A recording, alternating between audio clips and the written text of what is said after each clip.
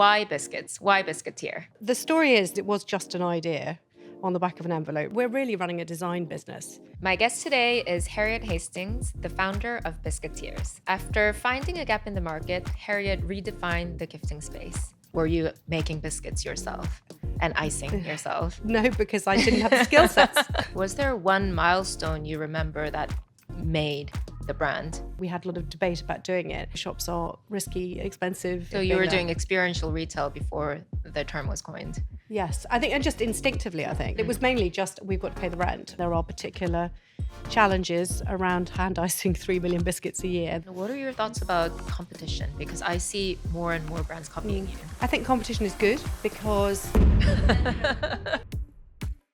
Welcome to Unboxed. I'm your host, Connie Nam, the founder of Astrid and Miyu. In these conversations, I speak to founders, investors, and creators who are all breaking boundaries in their space to discover the person behind the brand and what it took for them to build their empires.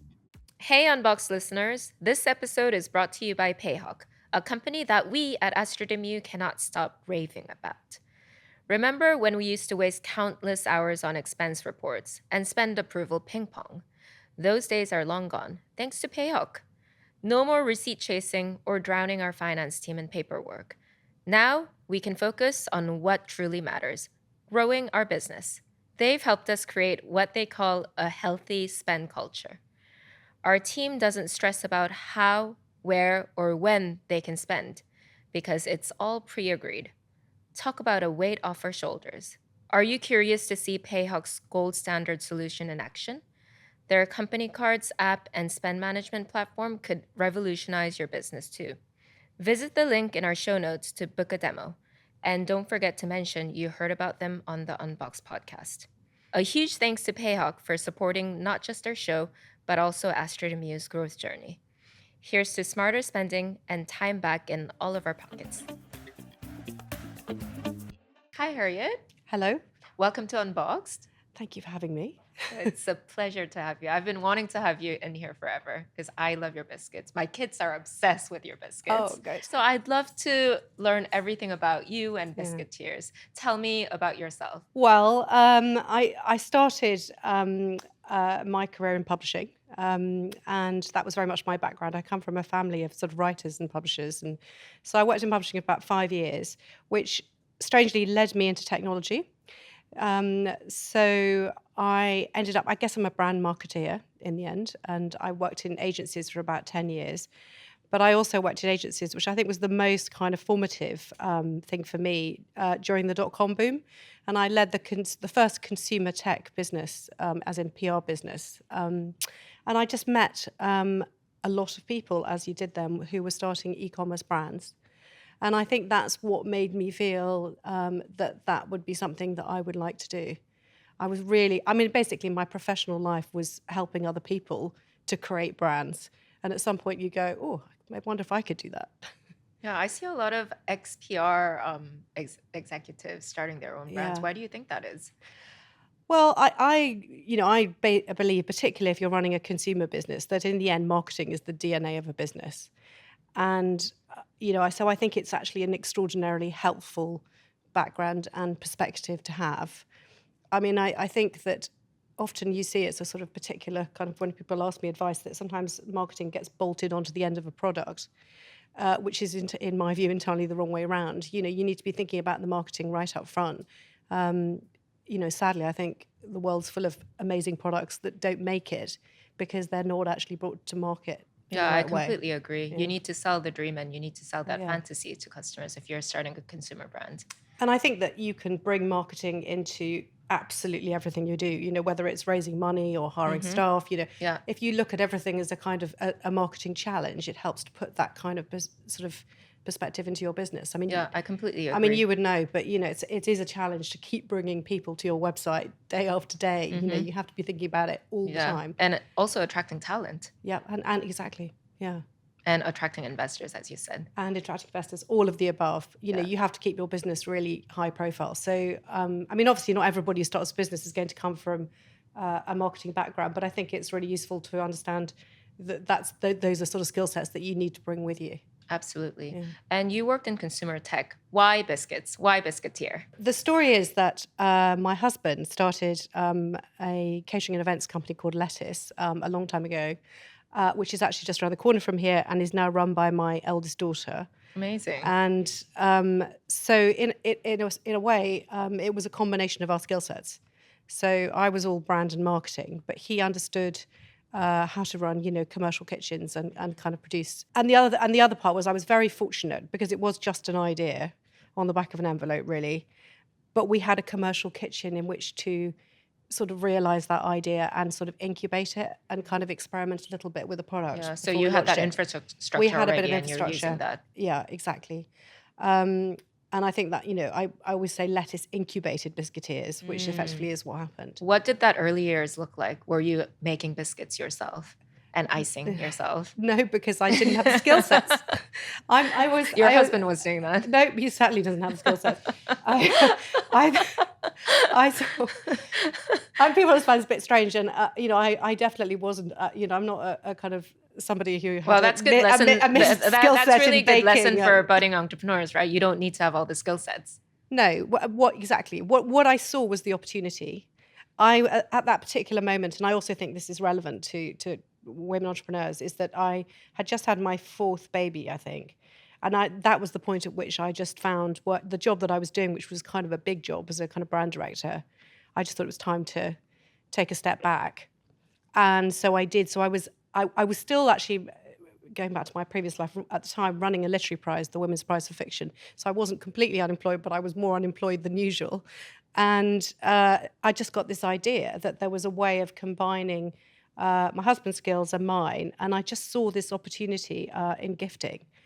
And I think it was partly because, as ever, you see it because you're the recipient of gifts and people just kept giving me, they were giving me the same things. And I was like, it's got to be more interesting than this.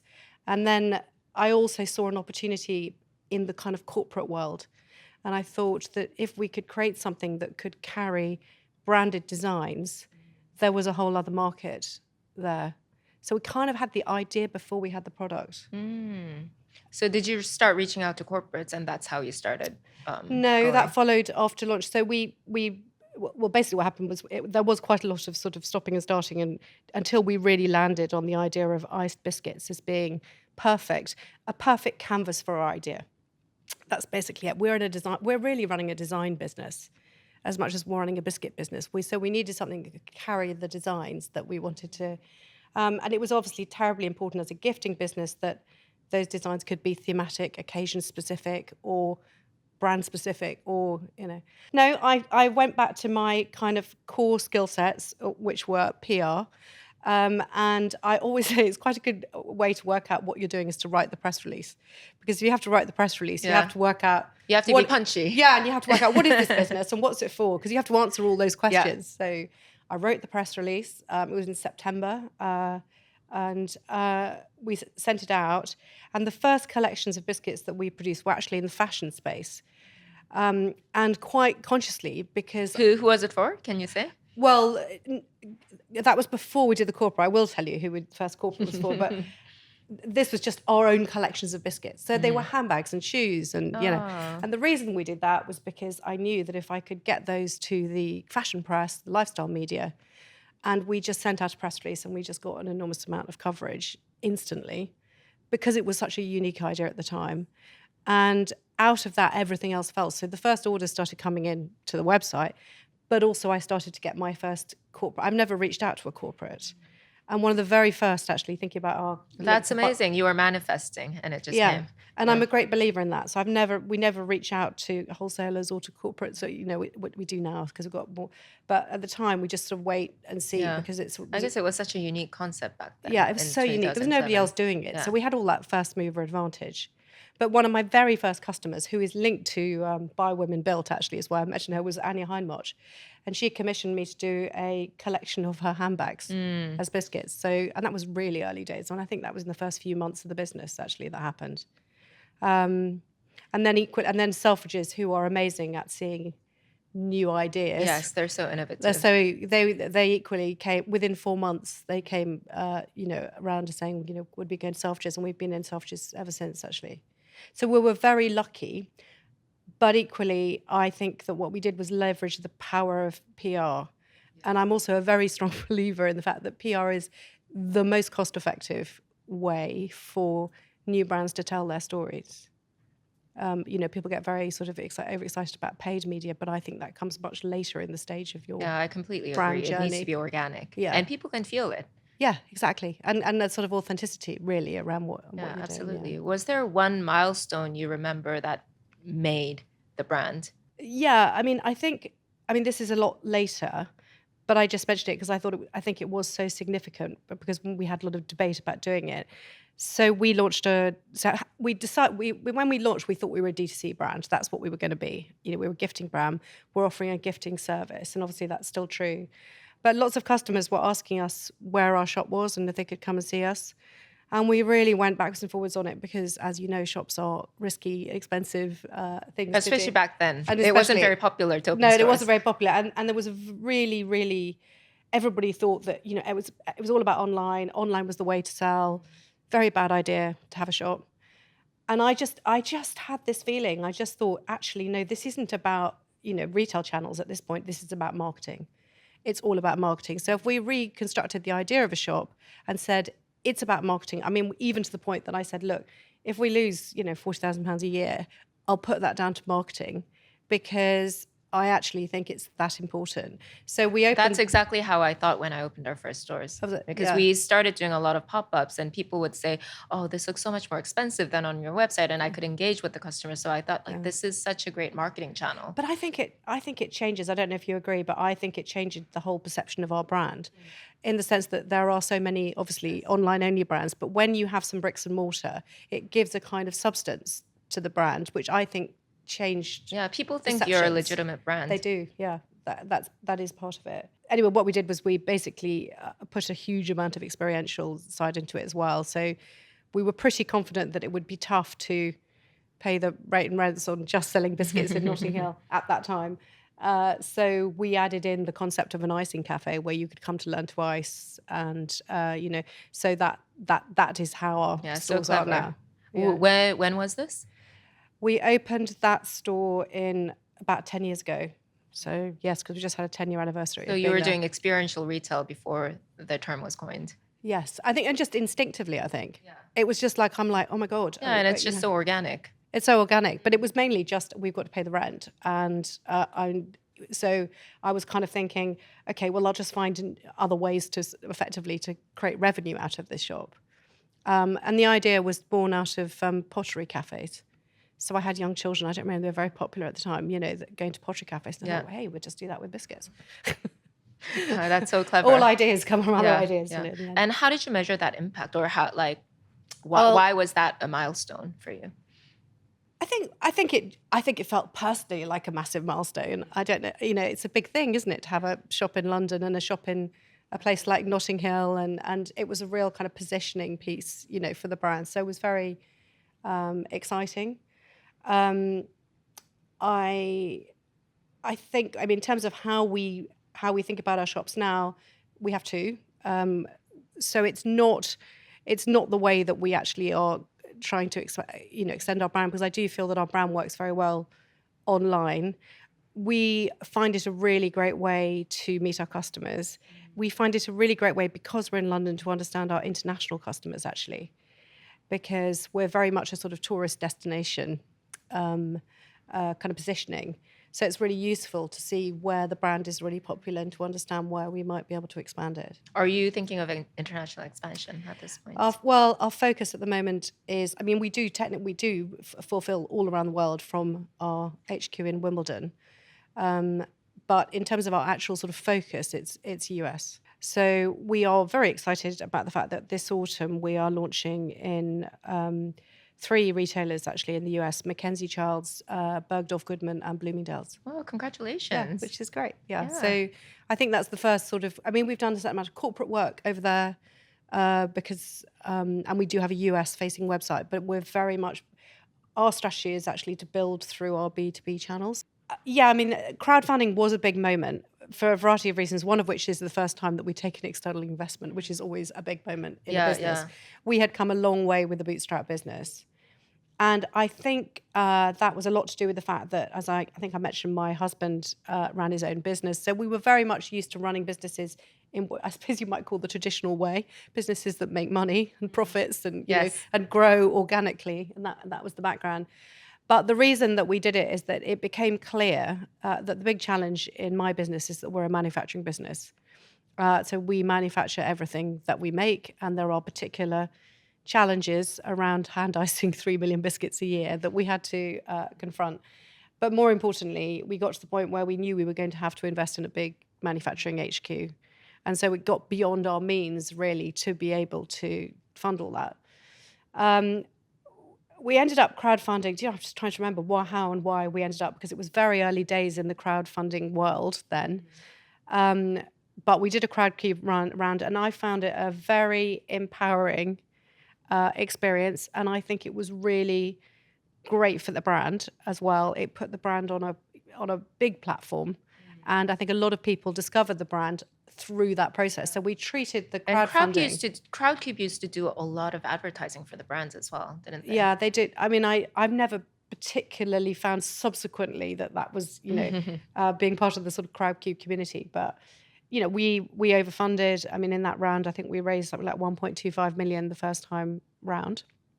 But it was empowering, not just for me, but I think it was empowering for the staff, and it was exciting, and it's a real endorsement. When people want to actually get behind your business and are essentially backing you and telling you, business is great. Yeah. So we've actually decided we're just about to launch a second crowdfunding round as well with CrowdCube, which is also quite interesting because obviously the business is a lot bigger.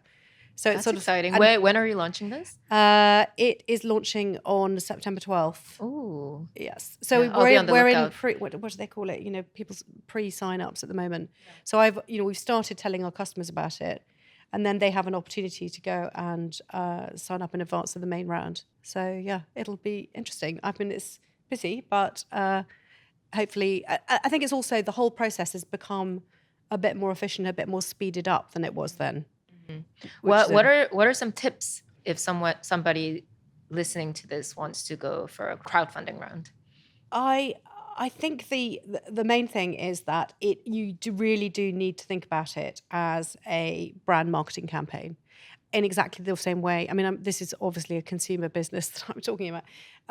In the same way that you might consider that if you were launching a new product or launching a, it's literally, whether it's, you're making videos, you're making content that you can put across loads of different channels, you're working out how to engage with your customers. I think that's quite a balance, certainly for a business like ours, because while our customers, a lot of them are very interested, of course, a lot of them aren't. So it's sort of knowing just how much messaging is the right amount of messaging, I think requires quite a careful thought and balance to doing it.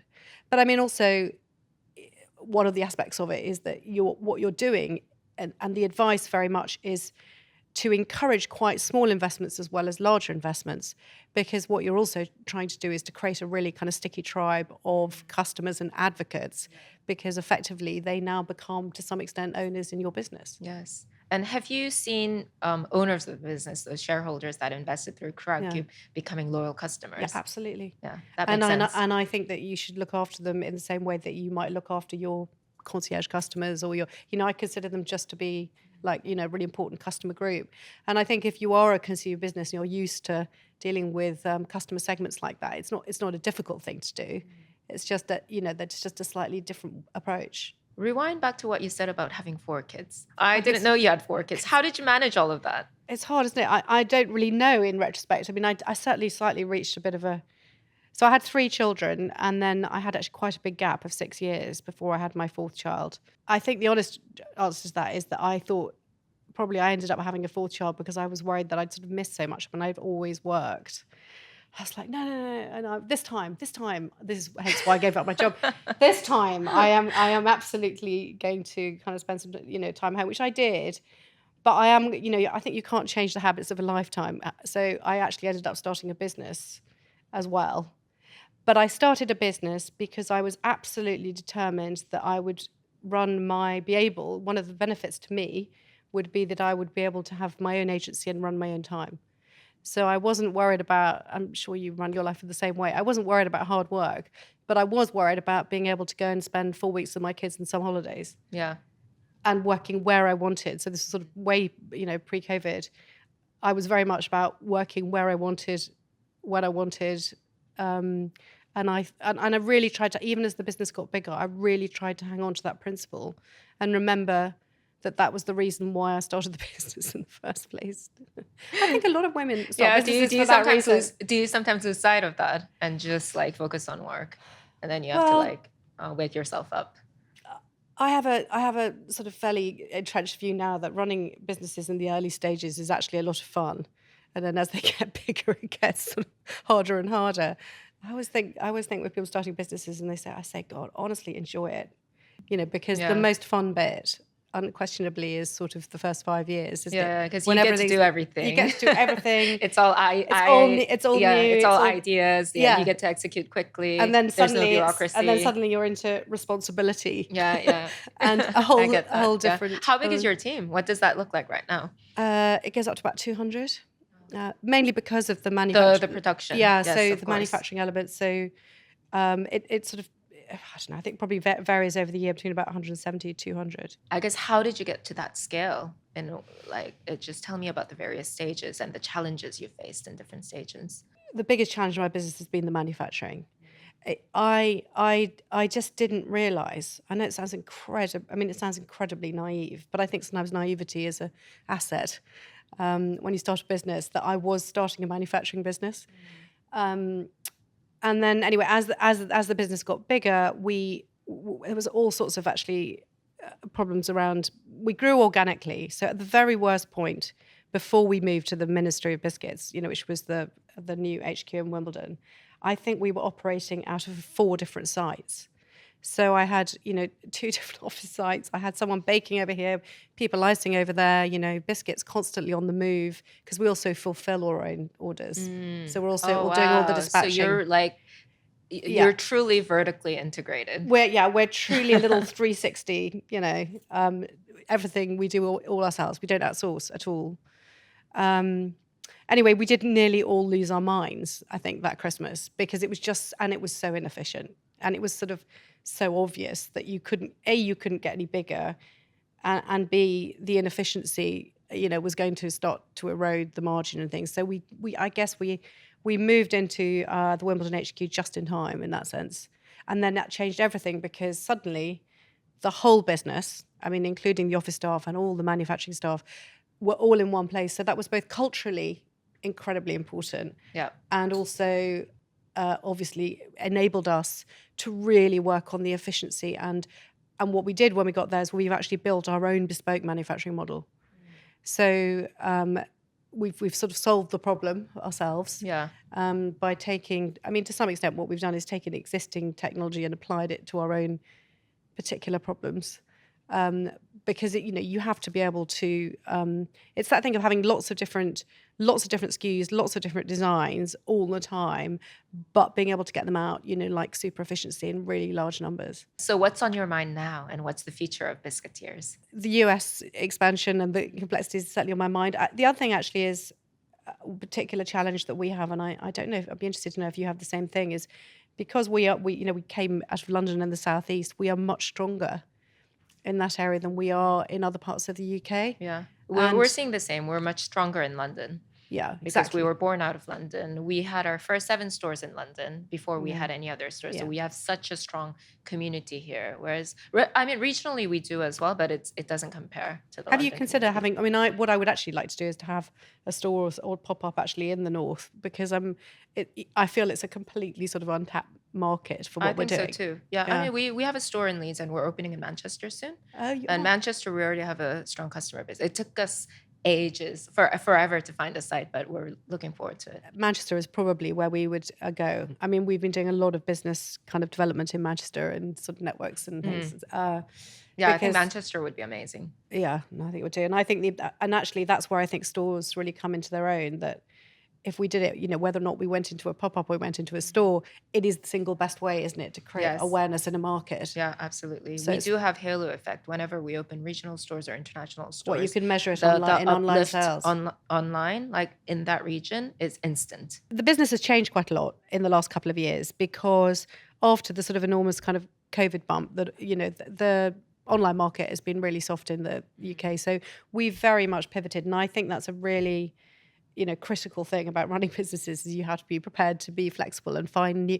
I always say basically find new channels, new markets. It's not the product is great. So if one channel's not working as well, you find.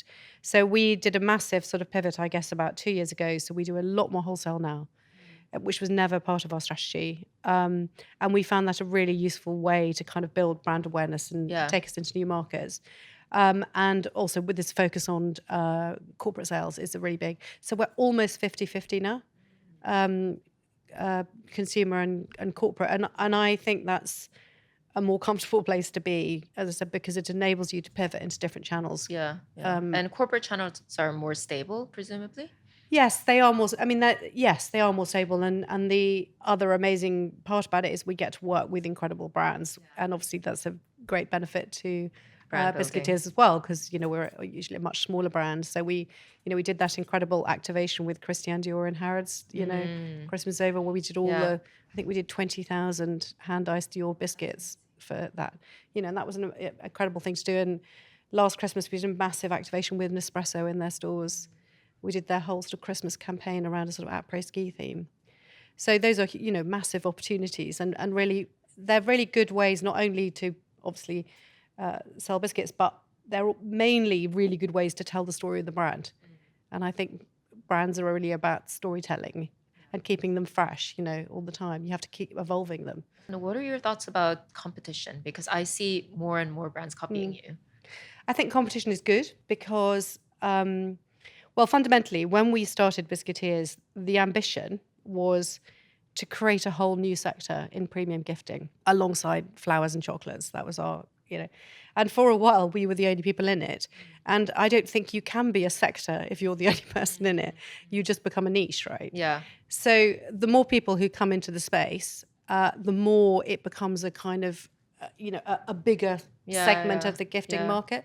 And then your challenge. So you're increasing the pie together. You're increasing the pie and the awareness of, this is a kind of gifting that's option. Such a good way to think about it. But then the challenge back to us is, where I think we could stay ahead, is that we are really trying to be very much the most aspirational luxury part of that mix. And if you look at our packaging, these are ways in which we've differentiated ourselves quite strongly from our competition. The sort of hand-illustrated look of Biscuiteers is very unique and well-known.